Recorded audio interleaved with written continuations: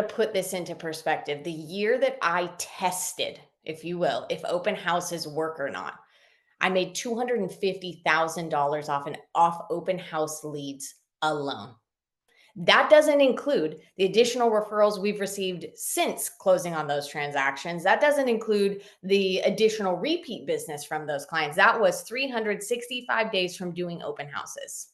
Now, believe me, I was committed to open houses every single weekend. There was not many weekends that I missed doing open houses, and there were some weekends I was doing 2 open houses on Saturday and 2 on Sunday, or even sometimes we would cram 3 into one day. So again, it was some time expenditure, but when you break it down, that return is over $800 an hour just doing an open house. So when people say open houses don't work, I giggle like, no, you don't work. You're just doing it wrong, right? It's not that hard once you know what to do. But if you invest the time, energy, and resources into the right places, all of a sudden you can make a lot of money doing these things. So I don't know when I started thinking about this, really what other jobs are paying you $800 an hour. Like maybe if you're an attorney or a surgeon, or I don't know, like some of our real estate commissions get there. But my point is, we have massive opportunity in our industry in general, and massive opportunity when it comes to open houses. We just have to know what to do with those open houses. So I want to go through today, what are the keys to doing an open house correctly? How do we ensure that we're making meaningful attempts and that we're using our time wisely? So let's break this down. Um, First thing I want to ask, and I want you to put this in the chat, hopefully faster than we came up with our financial number this last time. So, what is the goal of an open house? Like, what is the goal of an open house? There's a couple answers that are right, and then there could be some wrong answers.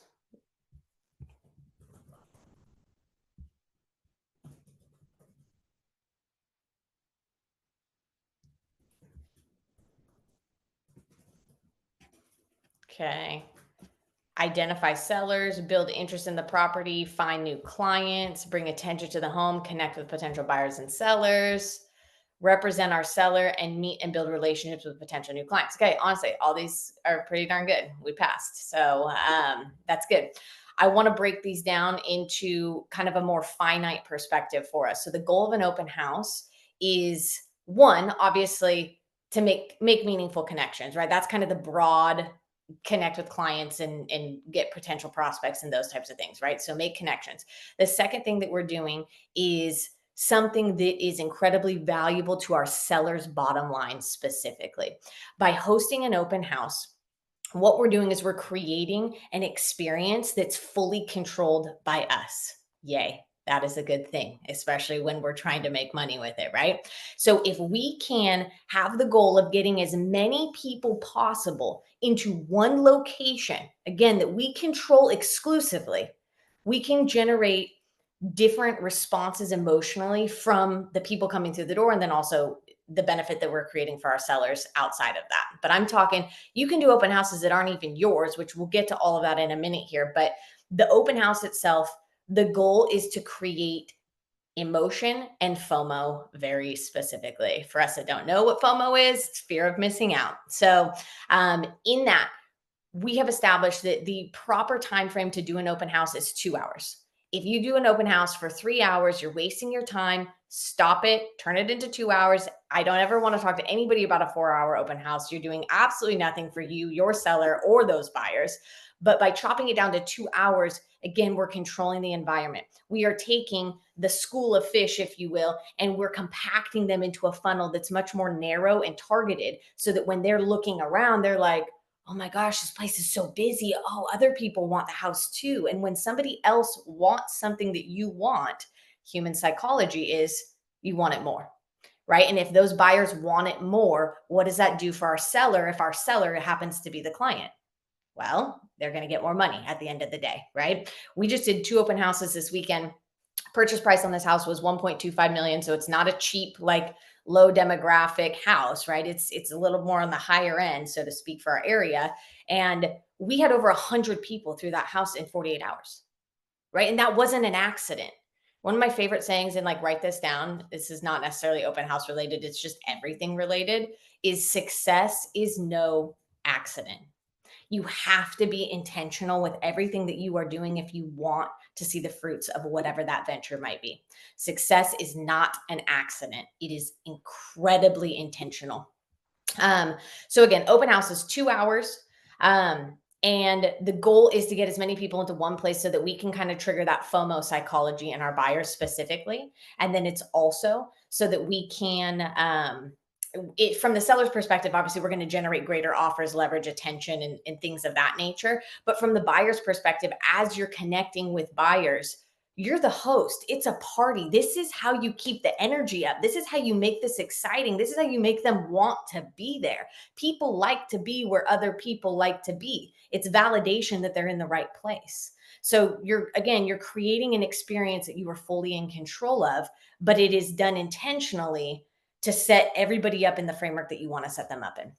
So, um, you get to craft the experience that they're having, and you also get to begin setting the expectation of those buyers. So on behalf of your seller, again, you're telling them exactly what your seller is going to need out of an offer, so that whether they're going to use you or another agent, they don't bring you what I call dumb offers. It makes me batty. Honestly, it probably makes Chase more batty because he has to deal with this more so these days. But it makes me batty when you tell somebody, this is exactly what I need. I need this, this, and this. I need a rent back. I need this many days. And then they bring you something without a rent back. And it's like, we're not getting a deal done until we figure out this rent back. I told you exactly what I need. So do it. Right.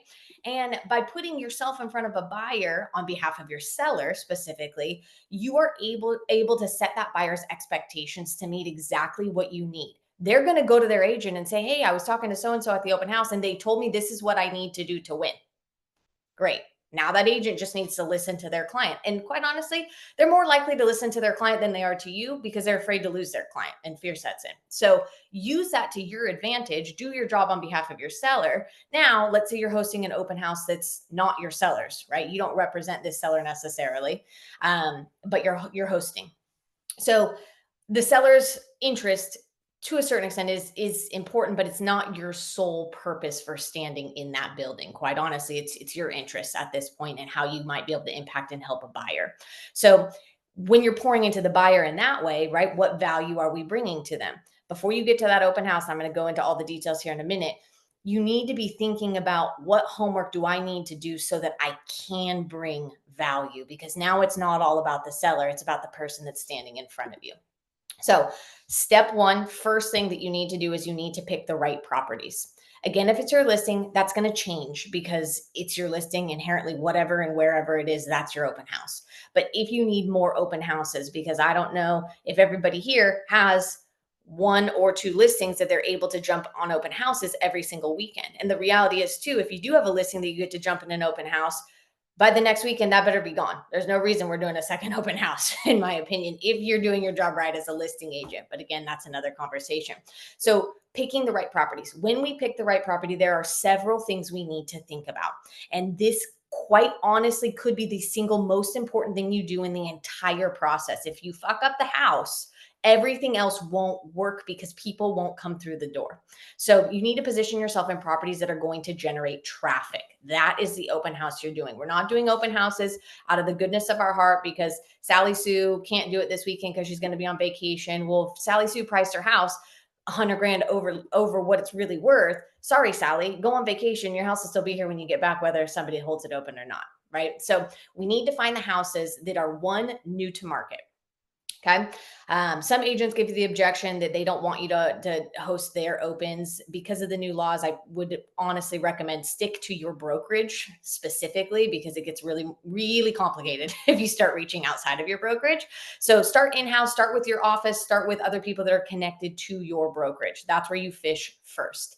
Establish relationships with agents or teams.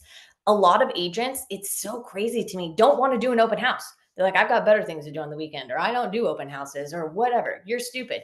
We'll take your open house. Give me the open house. So begin cultivating conversation with agents that have listings if you don't have the listing, and create some kind of partnership where you can become their go-to person. So you get the inside scoop and you're the first ask for an open house. So again, you want to be the first weekend on market. That's best case scenario.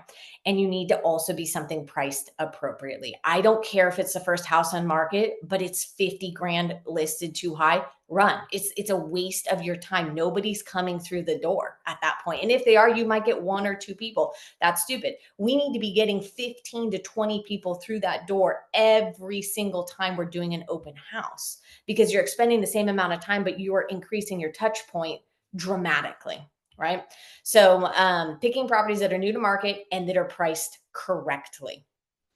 Next thing, when you're looking at areas, one, consider what kind of business do you want to do, of course, right? When you're hand selecting these open houses, but you have to reach beyond that. That's kind of like criteria one layer of this funnel. The second piece is what areas of your market are going to attract the greatest amount of tension and that are going to fulfill the largest demographic of buyers.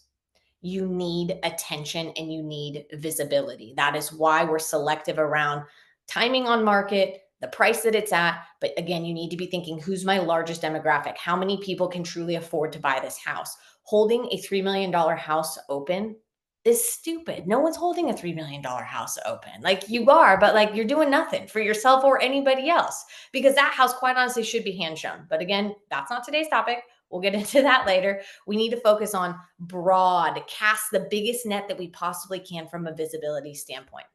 So again, neighborhoods and areas that offers the greatest opportunity. How you identify, where do I have the greatest opportunity? Think median housing price. What is your middle of the road buyer? Stay out of the ghettos. And I say that with love and not to be discriminatory, but stay out of the areas that are a little bit rougher. That could come with a whole nother set of side effects that we're not interested in. But go to the areas that are going to be your first time home buyer, but that these people like actually have a job, right? Like go to, if your area, your demographic median price is 500, 550,000, your search criteria looking for houses should be somewhere around 500 to maybe 650, even $675,000. That's the target price range, because that's the widest net of people coming in. And also, the people that are coming in are more than likely first time home buyers. First time home buyers is our next kind of criteria here. Number two is targeting them. First time home buyers are usually not attached to a real estate agent. Some of them are, of course. Everybody knows real estate agent. We know that, right? And it's always fun when they want to use my cousin's uncle's aunt that used somebody a million years ago that really has never done a deal in their life. And then they'll end up calling you 6 months later when it's a disaster. But my point is, they don't have a real estate agent typically, or they're at least not married to that agent. The other thing too is it is so easy to provide a first time home buyer with value, like with true value. You can teach them something because their knowledge base is just not as grand as somebody who's bought multiple properties. It's just the reality of it. Don't get me wrong. I think that in our industry, there's a lot of education that needs to be had with the consumer. So you always have the opportunity to provide that education. However, like I said, the first time home buyers, it's like easy. It's too easy. They're sponges. And like I said, they're easy to impress from a value standpoint. So when you're interacting and when you're thinking about your open house, you should be thinking about, what can I teach people? Now, let me preface that. It's not about you. What you think is valuable, no one cares.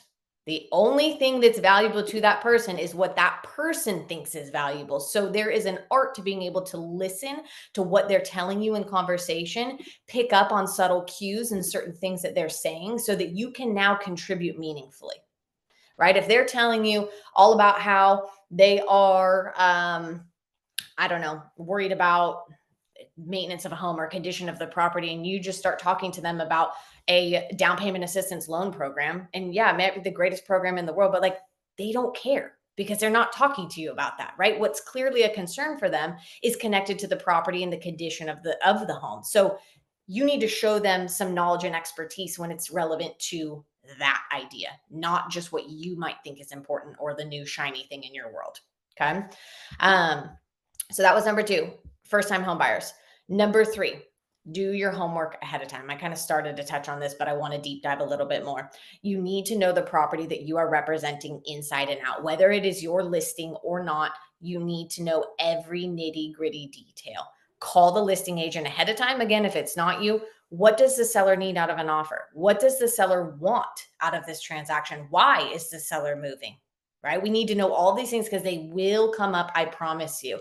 What's going on with this house? Is there anything important that we need to know from a condition standpoint, repairs, disclosures, like what is going on with the property and how do we communicate that, or how can that knowledge become useful when we're engaging with buyers on a regular basis at those opens? So, um doing your homework, that's that. The second thing is finding out anything like I said that they need. That's really the biggest thing because that's going to come up. You want to be able to open that door for anybody that's coming in there and be prepared ahead of time to meet any question that they could have. Obviously, we're not going to be able to hit it 100% of the time because people are going to ask us wild things. That's the nature of it, and that's honestly what's exciting about it. But again, the more prepared you are for those conversations, the more value you're able to provide them, and that's what's important. Okay, so now let's talk about, that's kind of our homework ahead of getting to the open house. Once we arrive at the open house, we've got a whole another slew of things that need to take place. So the first thing you need to be thinking is, how do I create an experience? Again, energy needs to be high. Traffic through there is going to help keep the energy high, but your energy needs to be high. Do not be the agent that's sitting in the back of the corner at a table like this with like their paperwork and they just are like, hey, welcome, hi.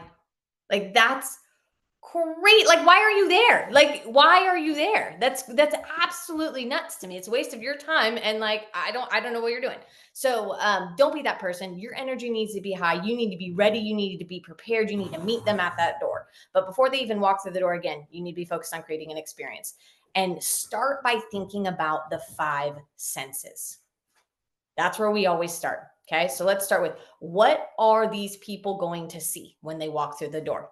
Okay. Well, they should see you standing, not sitting, and also not drunk. I've run into it. I'm sure we all have.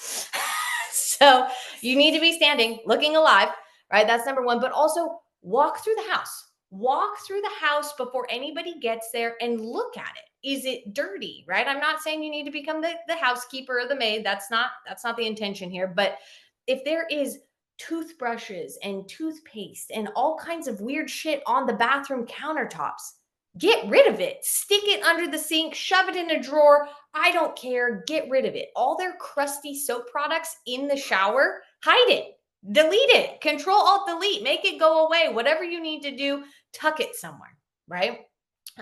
Kitchen, same thing. People put hella shit on their kitchen countertops. Clear that off. I want to see the countertops, right? That's usually a selling feature of a house, and the kitchen is usually the mainstay for people. So clear it off, make it look good. If the couch has like blankets all over it or like crunched up pillows from dogs or kids that are all on it, fluff it. Fluff it. Like, this literally takes 15 minutes to walk through this house and just straighten it up, if you will. But it makes such a dramatic impact when they walk through the door. Second thing, what does this house smell like? When you walk in, does it smell weird? Right? Does it smell like smoke? Does it smell like food? Does it smell like animals? Like, what is going on in that house? Be prepared to combat any smell. If there is a smell, open every single window and every single door immediately before you do anything else, so we can give it the opportunity to air out and turn all of the fans on. Obviously, you don't want to leave it that way. When they walk through the door, they will catch what's going on, but do it to just get as much airflow as you possibly can. I'm careful about spraying aerosols and things of that nature in somebody's home because, one, you don't know if the seller has any allergens or the people coming through, but I bring something, and I have found a unique incense. It doesn't smell like your typical incense. When you burn it, it actually smells like cookies, like baked cookies. And so I buy it. You can buy it locally. I will drop a link to the access that if it's something you want to use. And I just burn like half of one if we need it. And I just walk through the house with it and just let it kind of take over, put it out. And then again, the house just smells like cookies. But again, you do this with all the windows and doors open so that you've got fresh air coming through there. And again, it doesn't need to be incense. I'm just telling you one of the things that I have found that I use. You can use anything you want, but you need to be aware of it because that matters to people. We know People don't buy a house if it smells like smoke. It's just like we wouldn't buy a car if it smells like smoke or things of that nature. It affects how people feel when they are there, which is directly impacting your ability to sell that house. Or just even whether they have a pleasant experience with you or not. They could hate the house and it really doesn't matter anything about the house. But if it stinks in there, they're probably not going to stick around and talk to you, which is what we need them to do if we're going to make a connection with them. So what they see, what they smell, what do you hear in this house? Can you hear the dogs barking next door? Is there massive road noise that's coming in that you can hear when the doors are open, but you don't hear it when the doors are closed? Like start to become aware of what you can hear in this home, or is it super peaceful and quiet and like rock on? That's excellent.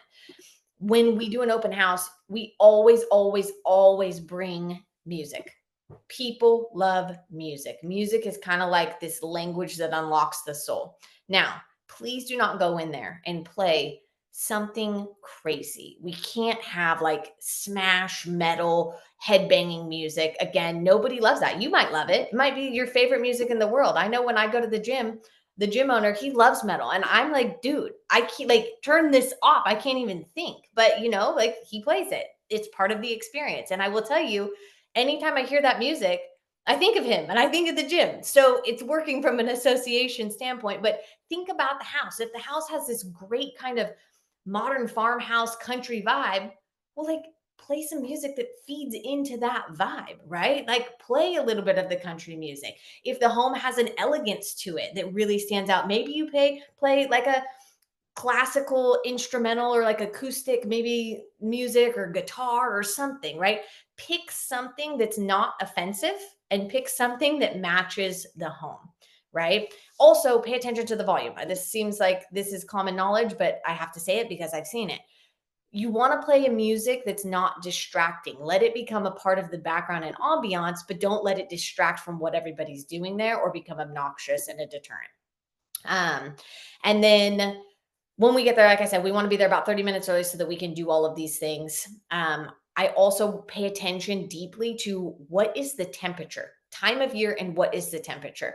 I don't care who the seller is. If your house is cold, I'm going to turn the heat on. And you know what? If it costs you $4 for that 2 hours, I don't care, but I'm going to do it because it's going to help me sell your house better, right? Your house is going to feel better. People are going to want to stay there. It feels inviting. So again, being cognizant, adjusting temperature as needed, and I take the liberty to do so. Truly, I don't call and ask for permission. I just do it because I know it's in everybody's best interest. The other thing too, food is stupid at an open house. Stupid. Stop wasting your money on it. Don't set it up. It gets crumbs. Kids destroy the house with that food. And then you're cleaning the house after. And nobody even wants it. Like they're not coming to the open house to eat. They're coming to the open house to see the open house. So let's focus on what we're doing and not let food become a distraction for any reason. Again, remember when somebody's coming through there, it's about the experience. We need to create a feeling because they will remember how they feel. They're not going to remember everything that you say and do. Okay.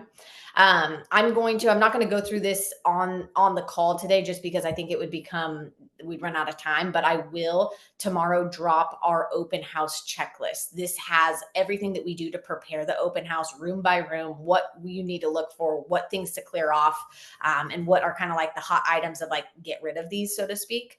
And then also a list of what we bring with us to the open house so that again, you make sure that your bag's packed and you have everything that you need.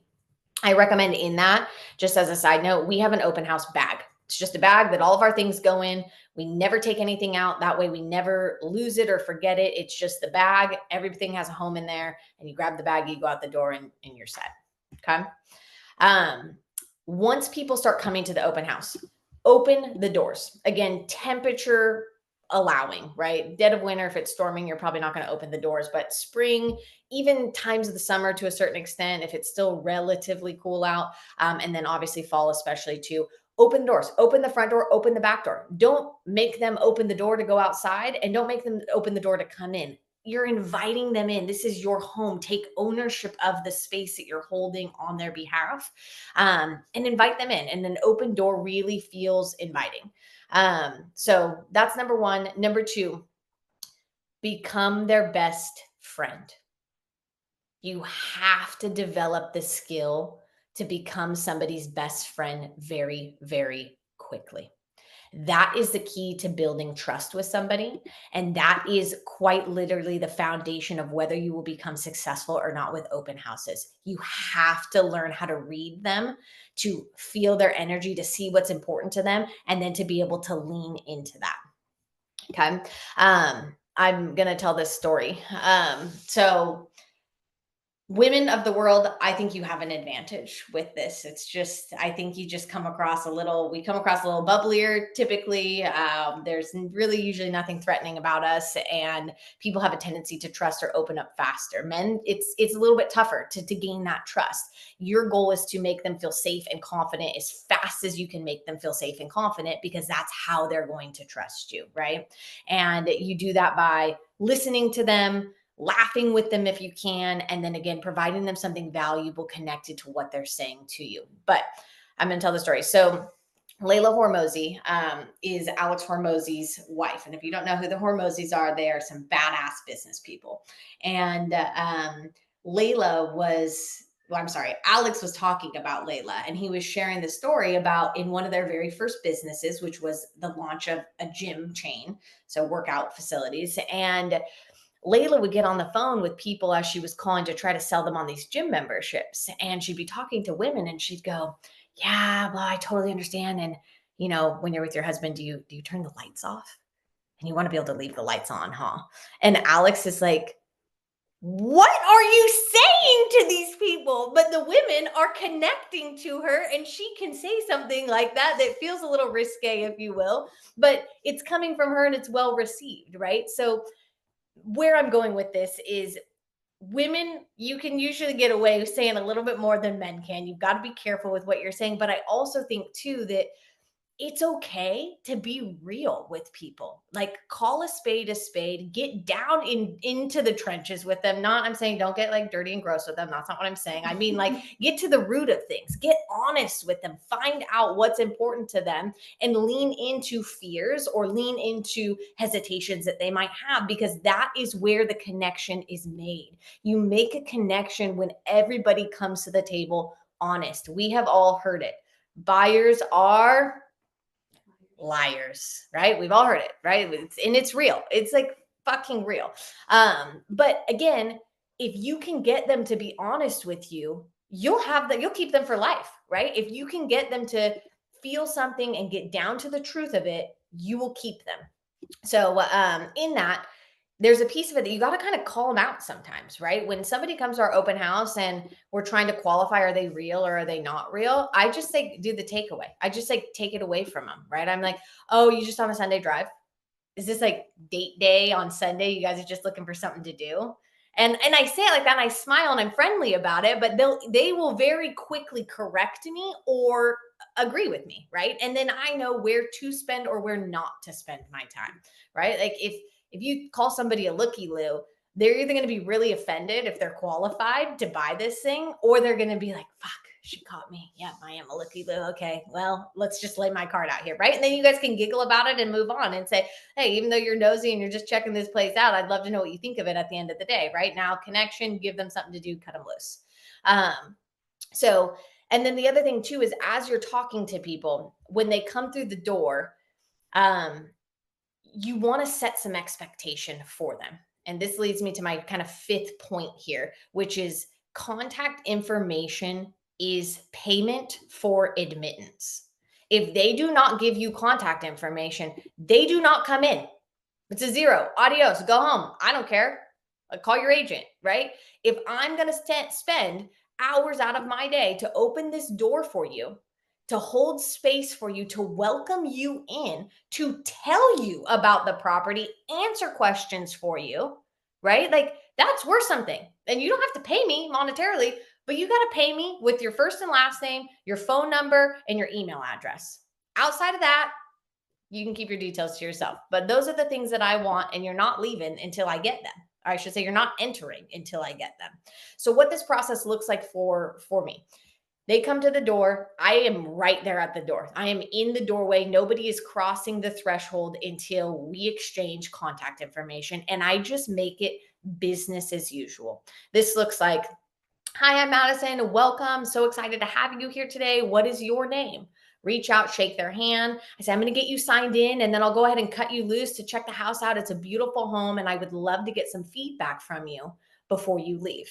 Now I gave them no option not to give me contact information. I told them how this thing was going to go, what my expectations of them are. And then also, you're not leaving until we talk, right?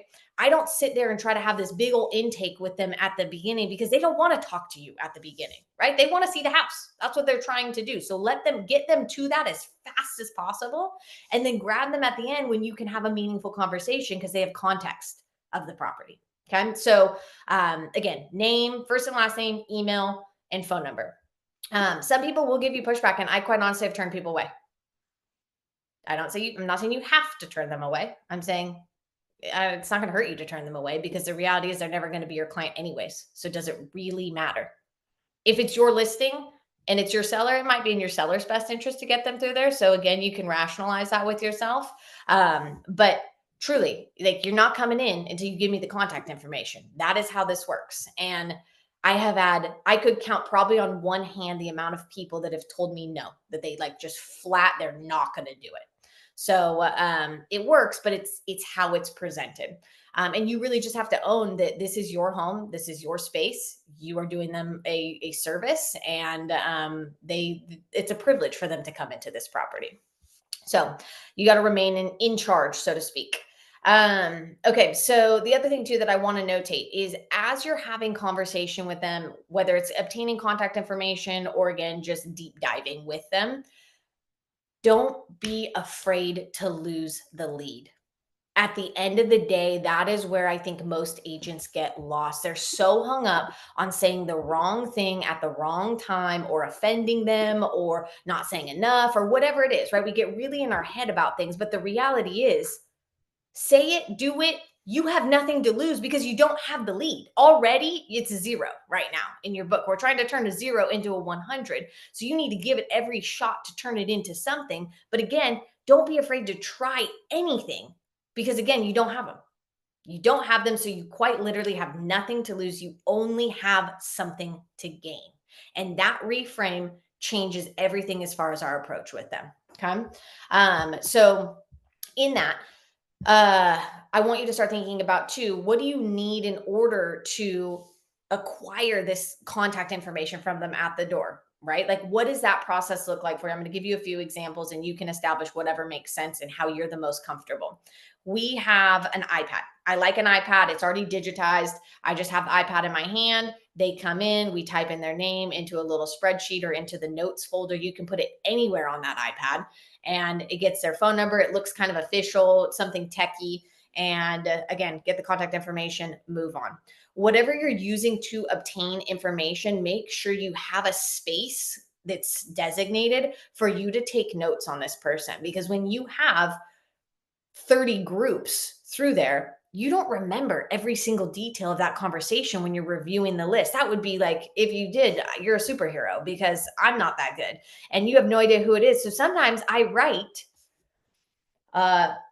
husband and wife with poodle. They love frogs. I don't know, whatever our conversation was, I write down the weird things that they told me so that I remember who just walked through the door and who this person is. It also allows me to communicate from a future standpoint uniquely to them, right? Like I know things about them. So I take immediate notes on what they look like when they come through the door so that again, I have that recollection. It also helps me too when people are leaving. Again, if you have a rush of people coming through there, you can look at your notes. You see, okay, this couple in the blue Hawaiian shirt is leaving with glasses. Oh, that's Sandra and Bob. Okay. So then you go your notes, Sandra and Bob, and you go, hey, Sandra, Bob, before they leave, you're now addressing them by name. That feels exciting and nice for them from an experience standpoint. And now you can start asking them. The single thing that I ask them upon leaving is, okay, tell me what you think. I want the truth. Give me the good, the bad, and the ugly. That's my phrase. I say it on repeat like I'm a parrot. Give me the good, the bad, the ugly. We can kind of giggle about it. It also gives them permission to be honest, right? Tell me what you liked and then tell me what you don't like. I don't care if you like the house. And I tell them this too. It's not up to me whether you like this house or not. It's up to you. So what do you like? I become a neutral party, which feels much more like I'm their advocate rather than a salesperson standing at this door just trying to keep them there or get information, right? It neutralizes that aspect of who I am. It changes the dynamic between me and them entirely. And like I said, they giggle. They'll tell me whatever the feedback is. If they love the house, obviously run with it. Dive into that. Ask questions. Dig deeper. Find out if they have an agent. If somebody tells you they have an agent, I never accept that for face value. I say, "Oh, you do? Awesome. What's your agent's name?" And I act like I'm going to write it down. And I cannot tell you how many people, one, don't know their agent's name. So you can't like them that much and you can't have that deep of a relationship if you don't even know their name, right? Like that's a problem. Number two, sometimes they just like don't have an agent. They just are like trying to get rid of me. And I'm like, psych, you're never getting rid of me. We're friends forever, whether you want to be my friend or not. So, and then they don't know. And I catch them in the I don't know. And then when they stumble, I'll make a joke and I'll just be like, do you not really have an agent? Did you just tell me that to make me go away? And then I giggle about it with them and they're like, "Ah, shit, she caught me." You know what I mean? And they're like, now they connect with me. It's like I become real. Like at the end of the day, people seek authenticity, right? Like that's what it is. People don't want to give you something because they're afraid that you're going to trap them, make them do something, force them into this or that, or sell them on something or bug them, right? Like that's the reality. They don't want you to steal their time. But all of a sudden, if I'm kind of funny and I'm kind of personable and they kind of like me, they're a little more open with me. And like I said, we can get to the root of honesty, which when they're honest with you, you've got them. That's where the connection is made, is when they become honest. So again, that's the conversation. If they don't like the house, let's say they're like, oh, it's not a fit for whatever reasons they tell me. Okay. Let's play those out. I don't just say no for no. That doesn't work in my world. I want to know why you don't like the kitchen. The kitchen doesn't work for us. Okay, why? What don't you like about the kitchen? Or I'll say, yeah, I was kind of thinking that about the kitchen too. It is a little small, but what was it specifically that did it for you? Right? I buy into whatever they are telling me and I make them play it out. And sometimes when they play it out, all of a sudden the objection is not really what they're telling you the objection is. It's actually something else. And if you can get to the true objection in general, again, I'm not saying you force this house on them. We don't do an open house to just sell them this house, right? The open house is to make the connection with them. But if you can get to what their true objections are, all of a sudden you become a superhero searcher in the future on their behalf because you know what actually matters to them.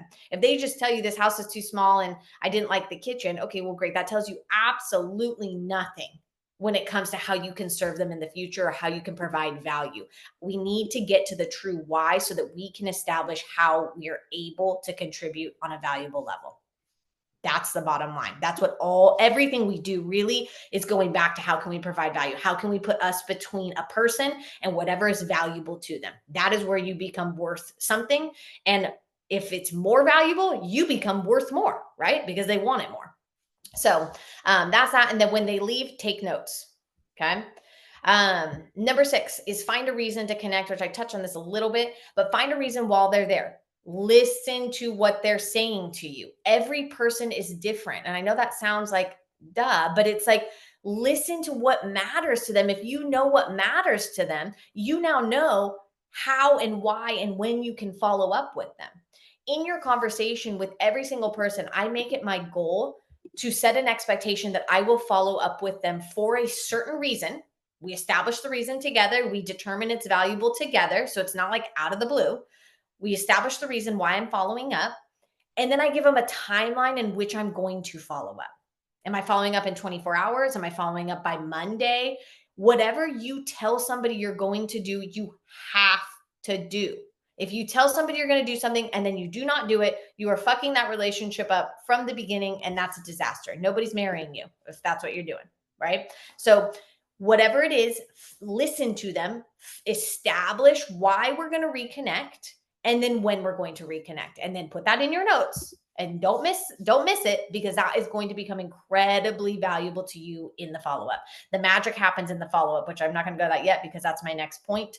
But I want to share this story. So when you're talking about follow-up or when you're talking about reconnecting with them and deriving information that's meaningful, it's not always, and honestly, most of the time it's not, what are you looking for out of a house? Don't get me wrong, that probably should come up because that's how you make money, quite literally. But we need to just find out who they are.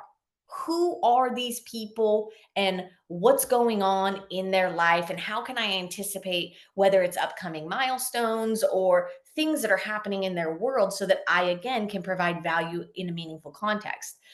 We had a guy, this is one of my favorite open housers. Honestly, I don't even remember his name, which is bad, but I loved him. So it was this old dude. He was probably late 80s, like hell old. And he came in with his wife, super sweet, and he was wearing just a crew neck sweatshirt. And this crew neck sweatshirt had a cartoon frog in like a circular, like there's like a circle with a frog in it. And this frog kind of looked like Popeye. And I noticed his sweatshirt and I was like, I have never seen a sweatshirt anything like this. Like, it's not a brand that I know, like, but it's got this frog on it and it like feels kind of cool. And like, why is this old man wearing a crew neck with a frog on it? It just like felt like, they just like felt like there was something to this. And so I said to him, I said, hey, dude, I like your sweatshirt. Can you tell me about it? And that dude hung out with me for the next 45 minutes, told me all about his life and how he was this Navy SEAL, is an ex-Navy SEAL. They called him frogmen way back then, and that's why it's a frog. And just like this whole context to this, of all things, sweatshirt with a frog on it that he's wearing, right?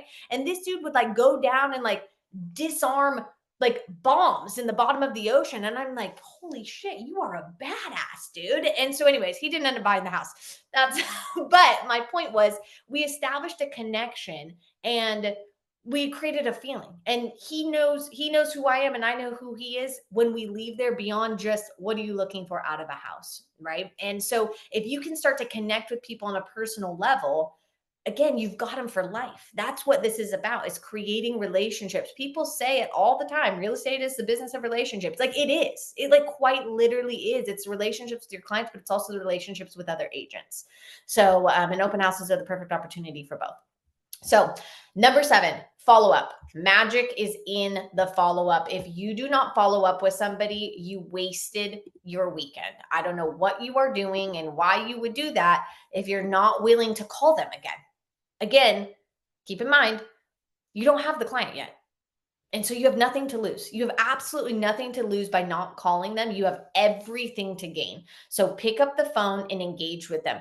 Think about, what can I do again to provide value? So one of the things that I think about too is you make different levels of connection with people at an open house. If there's somebody who's kind of like a, what feels like a hot lead, and you're like, wow, okay, this could do something. Maybe it's not this house, but it's a different house.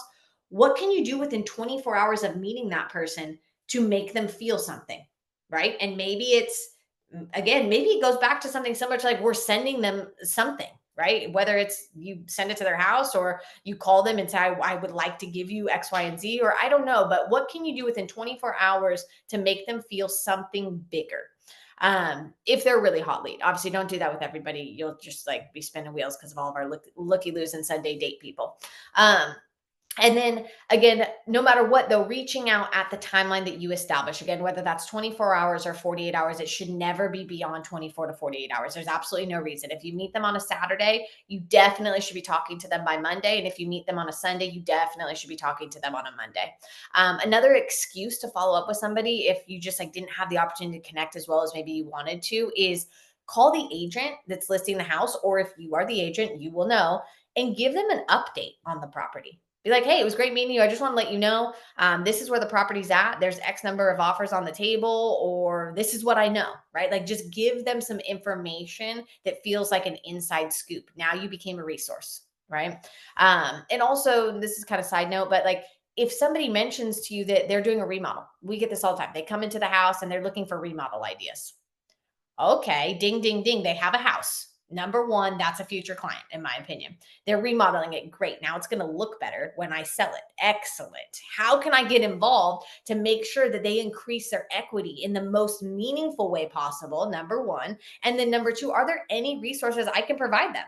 Can I make a recommendation, whether it's on a product itself, like a type of countertop or flooring? Like, for what one example, depending on the price of the home, you might make the recommendation, say, hey, I'm just going to go out on a limb here.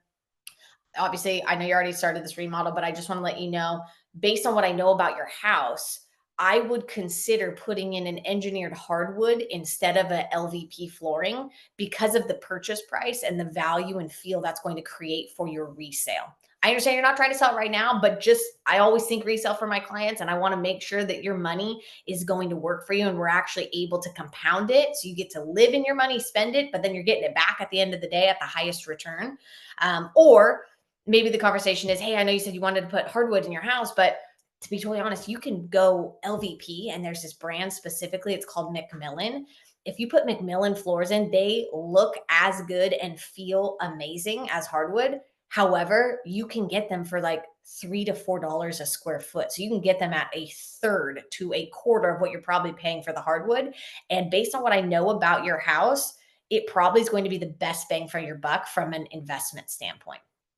Use that conversation also to now not only give them something valuable, but also get your foot in the door. Say, and if you want, I'm happy to come by, like no strings attached, but I'm happy to come by. We can talk about what you're looking to do. And again, I can show you some of the things that I think are going to be the most meaningful from an investment standpoint, or some of the things that I probably would ignore and not worry about doing at this time. But again, that's one example. Whatever they tell you is the direction you need to take that conversation.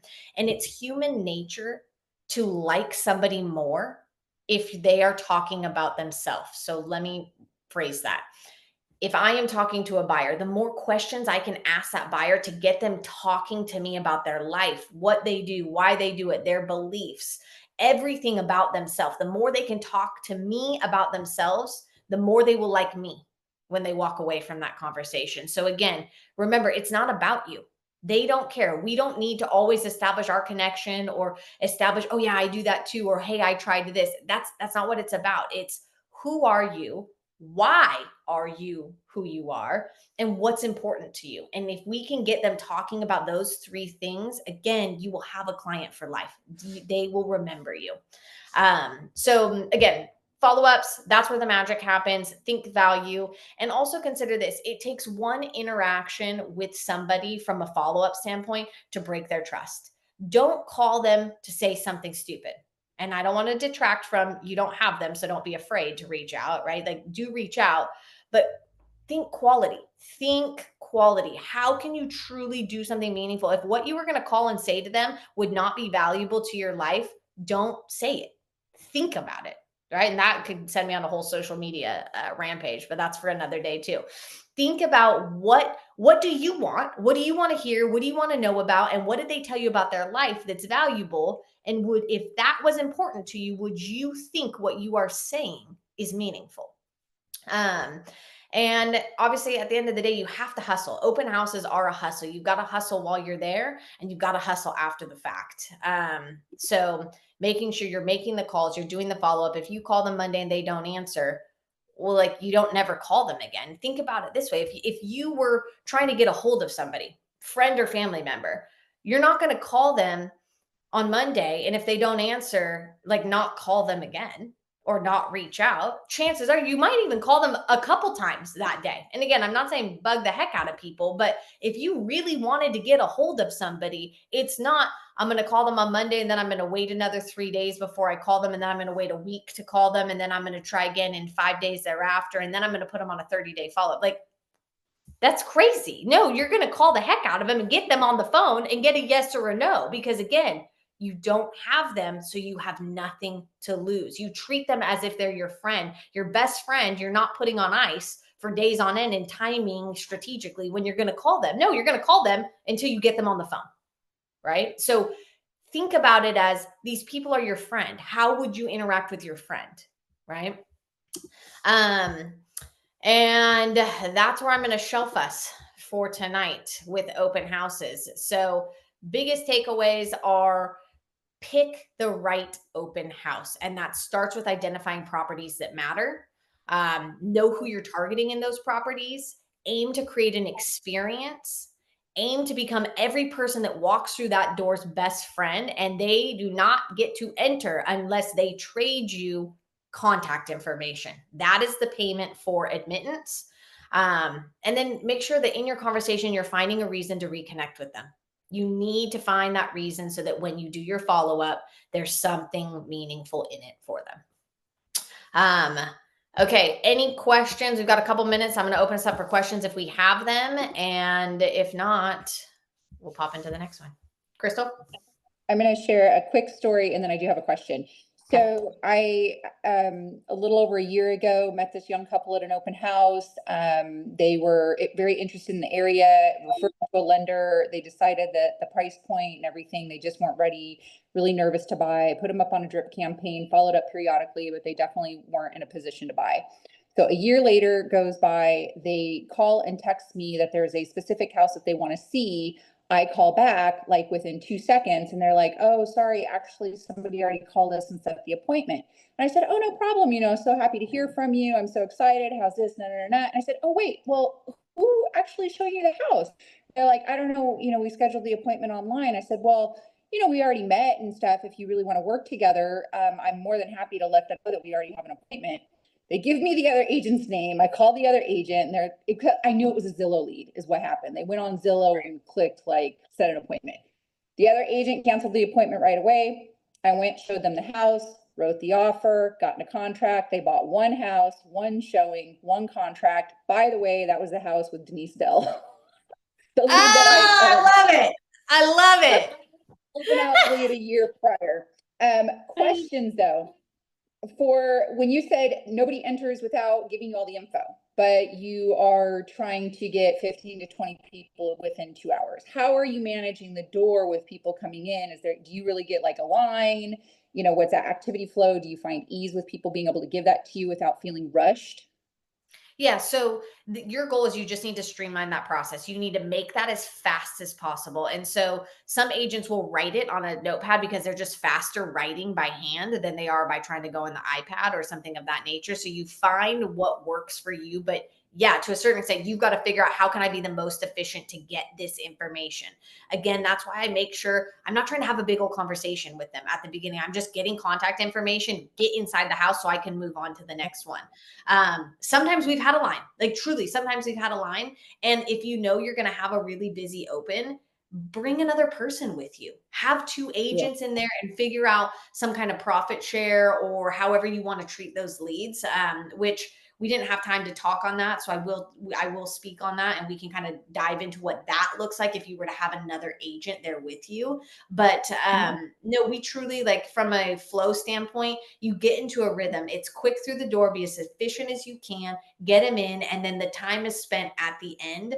Typically you have rushed moments, right? There's some moments that are going to be a little bit more rushed, and then it's good lulls. The idea is to just have a steady turn. If you have a steady turn of people, it's like when people arrive, there's somebody inside, that person leaves as somebody else shows up, and you've always got Yeah. just like two or three groups hovering.